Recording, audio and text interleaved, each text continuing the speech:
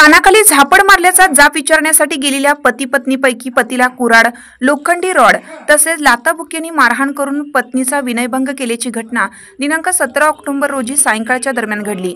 या घटनेतील 30 वर्षीय महिला व तिचे पती राहुरी तालुक्यातील एका गावात राहत आहेत। दिनांक 17 ऑक्टोबर 2025 रोजी सायंकाळी 4 वाजण्याच्या दरम्यान सदर महिलेचे पती अरुण बाचकर यांच्या झाडांना रंग देत होते।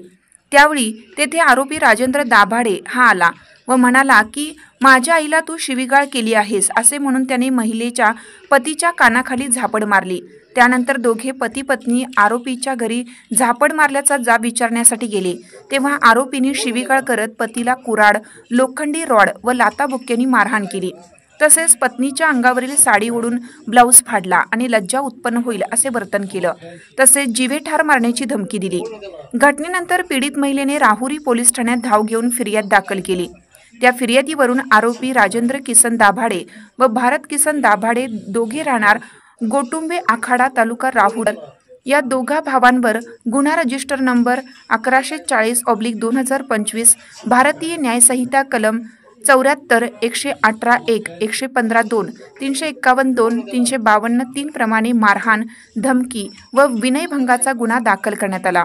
पुढील तपास पोलीस निरीक्षक संजय ठेंगे यांच्या मार्गदर्शनाखाली हवालदार AM डारकुंडे हे करीत आहेत।